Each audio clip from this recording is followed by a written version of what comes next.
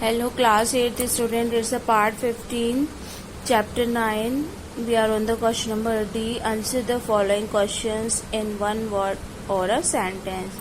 These are also 1 mark question. You can give the answer in one line or a one sentence. Define fertilization. Fertilization is the fusion of male and female gametes. Fusion of male and female gametes is called the fertilization. What is implantation? Embryo get attached itself by the wall of uterus. Embryo get attached itself to the wall of uterus is known as implantation.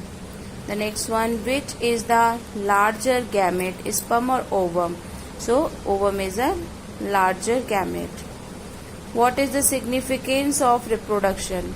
The significance is not necessary for the survival, but the significance of reproduction is this, that it maintains the continuity of the species on earth.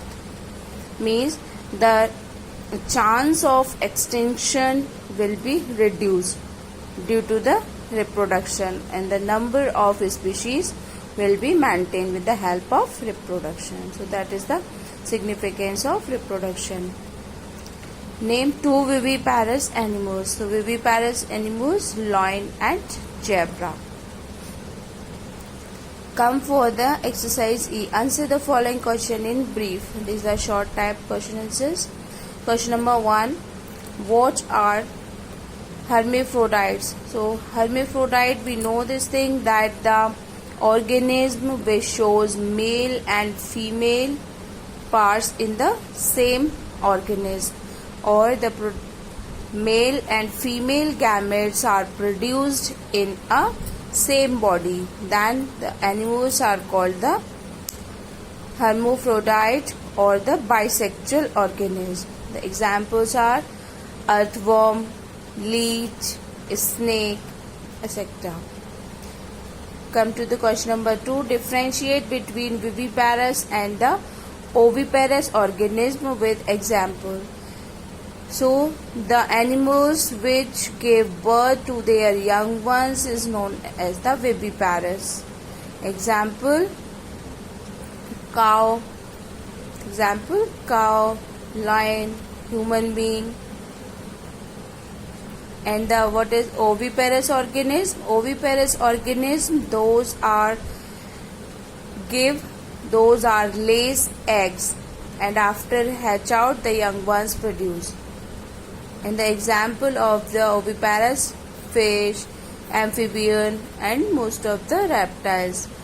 Generally all birds come in the category of oviparous. They lays the eggs, then after hatch out the young ones is produced.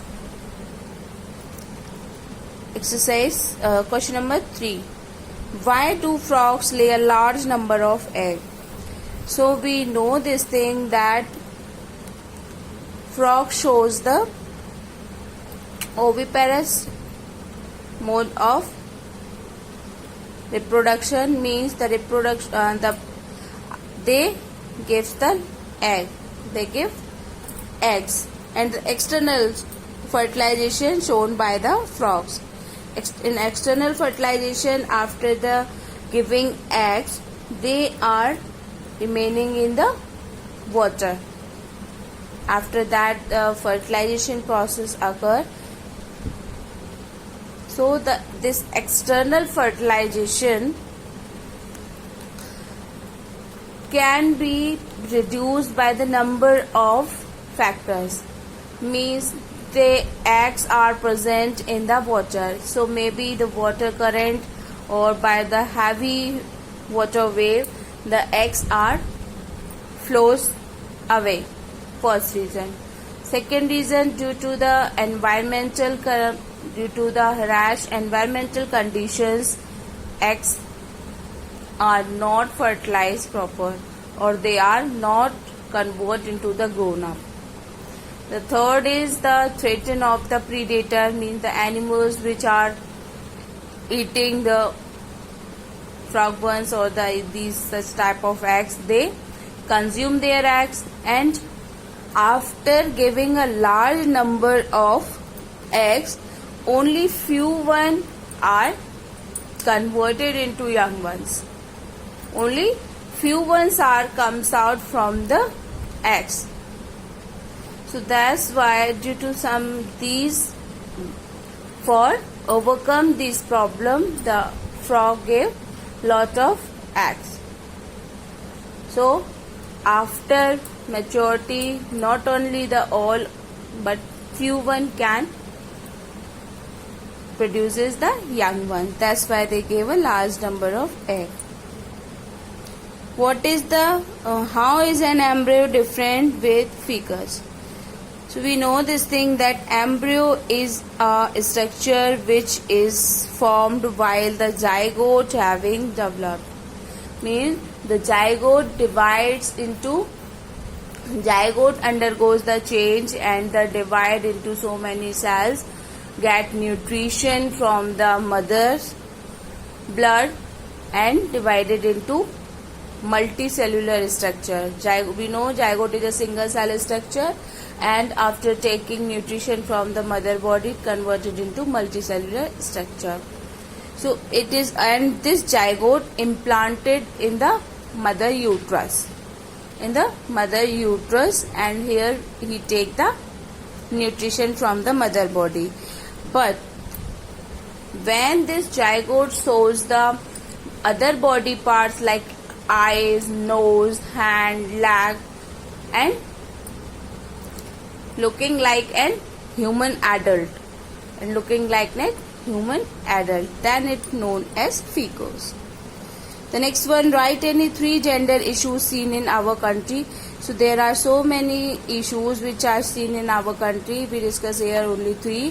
First one, the selective abortion, means if the child is girl, then the females are pressurized to abort that child. The second, in that sense, we see in the some backward areas, girls' child don't get proper nutrition and education. And the third one is that due to giving birth of a female child, a female is treated badly, harshly for the doing same, that he is responsible for the most of the part. This is thinking is that the female is responsible for giving the birth of female child, and they also don't get the part of property, don't have any right in the property in some areas. So that are some gender issues seen in our country. Thank you class. We continue in the next part.